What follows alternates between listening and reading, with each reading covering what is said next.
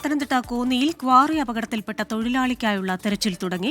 NDRFും ഫയർഫോഴ്സും ചേർന്ന് പ്രത്യേക പ്ലാൻ തയ്യാറാക്കിയാണ് രക്ഷാപ്രവർത്തനം നടത്തുന്നത്. ക്വാറിക്ക് പ്രവർത്തനാനുമതിയുണ്ടെന്ന് ജില്ലാ കളക്ടർ S. പ്രേംകൃഷ്ണൻ പറഞ്ഞു. ക്രഷറിന് അനുമതിയുണ്ടോ എന്ന് പരിശോധിക്കാൻ ജില്ലാ ജിയോളജിസ്റ്റിനോട് റിപ്പോർട്ട് ആവശ്യപ്പെട്ടിട്ടുണ്ടെന്നും കളക്ടർ വ്യക്തമാക്കി.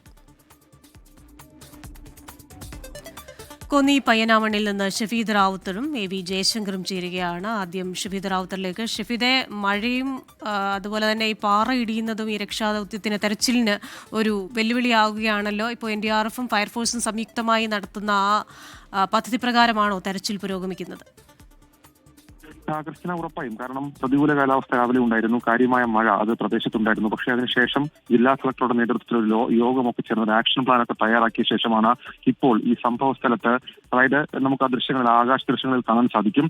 അതായത് വലിയ ഹൈറ്റ്, വലിയ ഉയരമുണ്ട്. അവിടേക്ക് ഇപ്പോൾ 3 പേർ ഇറങ്ങിയിട്ടുണ്ട്. NDRFിലെയും ഫയർഫോഴ്സിലെയും സംഘാംഗങ്ങൾ ഇവിടേക്ക് ഇറങ്ങി ഇപ്പോൾ രക്ഷാപ്രവർത്തനം നടത്തുകയാണ്. അതിന്റെ ഒരു ഭീകരത നമുക്ക് ആ ദൃശ്യങ്ങളിൽ കാണാൻ കഴിയും. കാരണം കൂറ്റൻ പാറക്കെട്ടുകൾ വന്ന് താഴേക്ക് പതിച്ച് തകർന്ന് തരിപ്പണമായ രീതിയാണ് ആ ഭൂമി കിടക്കുന്നത്. അപ്പോൾ സ്വാഭാവികമായും ഹിറ്റാച്ചൊക്കെ നമുക്ക് ഈ ആകാശ ദൃശ്യത്തിൽ കാണാൻ സാധിക്കും. അത്രത്തോളം അത് പൂർണ്ണമായും തകർന്ന് അങ്ങ് താഴേക്ക് പറ്റിയൊരവസ്ഥയാണ്. അതിന്റെ മുകളിലേക്ക് പാറക്കല്ലുകൾ വന്ന് വീണ് കിടപ്പുണ്ട്. ഇത്രത്തോളം സാധ്യമാകുന്ന ഈ രക്ഷാപ്രവർത്തനം എന്നുള്ളത് ഏറ്റവും വലിയ തടസ്സമാണ്. കാരണം ചെറിയ പാറക്കല്ലുകൾ മാത്രമല്ല, വലിയ പാറക്കല്ല് അത് അതിന് മുകളിലുണ്ട് എന്നുള്ളത് സ്വാഭാവികമായും അത് തടസ്സമാകും. ഇപ്പോൾ നമുക്ക് ദൃശ്യങ്ങളിൽ കാണാൻ സാധിക്കുന്നത് 3 അംഗ സംഘം ആ ഹിറ്റാച്ചിന്റെ ക്യാബിനുള്ളിൽ ആ തൊഴിലാളി ഉണ്ട് എന്നുള്ളതാണ് നിലവിൽ ഇപ്പോൾ നമുക്ക് മനസ്സിലാക്കാൻ കഴിയുന്ന വിവരവും. അതേപോലെ തന്നെ ഇവിടെ ഒപ്പം ജോലിക്ക് ഇന്നലേക്ക് അപകട നടക്കുന്ന സ്ഥലത്ത് ജോലിക്കുണ്ടായിരുന്ന ആളുകളും പറഞ്ഞത്. അപ്പോൾ സ്വാഭാവികമായും അവിടെ കേന്ദ്രീകരിച്ചു, ആ പ്രദേശത്തെ ഒരു സോണായി തിരിച്ചുകൊണ്ട് അവിടെ കേന്ദ്രീകരിച്ചായിരിക്കും ഈ രക്ഷാപ്രവർത്തനം രക്ഷാദൗത്യം അത് നടത്തുക. അതിൽ കാര്യമായ പ്രതീക്ഷകൾ നമുക്കില്ല. പക്ഷെ എങ്കിൽ കൂടി അദ്ദേഹത്തിനെ കണ്ടെത്തുക എന്നുള്ളത്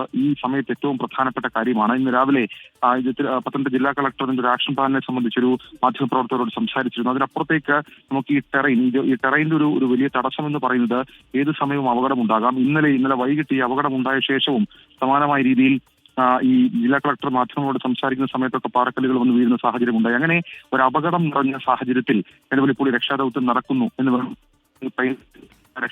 രീതിയിൽ നടക്കുന്നു എന്ന് വേണം പറയാൻ. മാത്രവുമല്ല, ഈ ഉന്നത ഉദ്യോഗസ്ഥർ, ഫയർഫോഴ്സിന്റെയും NDRFിന്റെയും ഉന്നത ഉദ്യോഗസ്ഥർ സ്ഥിതിഗതികൾ വീക്ഷിക്കുന്നുണ്ട്. ഇപ്പോൾ നമുക്ക് നമ്മളുടെ ആകാശ ദൃശ്യത്തിൽ ആ ടെറൈൻ്റെ ഒരു പ്രത്യേകത കാണാൻ കഴിയും. കാരണം ഈ ടെറൈൻ ഏതാണ്ട് ഒരു 200 മീറ്ററിലേക്ക് ഹൈറ്റിൽ അതിനപ്പുറത്തേക്കുള്ള ഒരു പ്രതലമാണ്. അവിടെയാണ് ഈ അപകടം നടന്നത് എന്നുള്ളത് ഇതിന്റെ തീവ്രത വർദ്ധിപ്പിക്കുന്നുണ്ട്.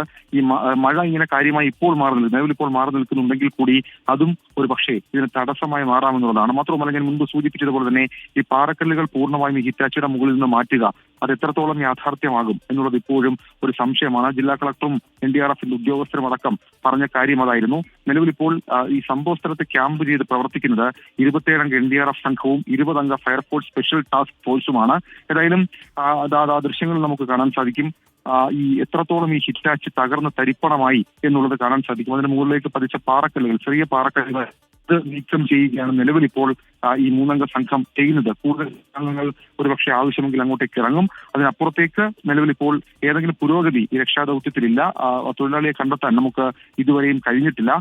ഇതിന്റെ ഒരു പ്രതികൂല കാലാവസ്ഥയും പ്രതികൂല സാഹചര്യങ്ങളും അത് ഈ രക്ഷാദൗത്യത്തെ കാര്യമായി ബാധിക്കുന്നുണ്ട് എന്ന് വേണം പറയാൻ. ഏതായാലും ഇവിടേക്ക് ഇറങ്ങി, സ്പോട്ടിലേക്ക് ഇറങ്ങി എന്നുള്ളത് ആശ്വാസകരമാണ്. അതിനപ്പുറത്തേക്ക് ആ സ്പോട്ടിൽ നിന്ന് പൂർണ്ണമായും ഈ പാറക്കല്ലുകൾ നീക്കം ചെയ്ത് ഹിറ്റാച്ചിയിൽ നിന്ന് അദ്ദേഹത്തെ പുറത്തെടുക്കുക അത് വലിയ തടസ്സം, വലിയ പ്രതിസന്ധി ഉണ്ടാക്കുന്ന ഒരു കാര്യമാണ്.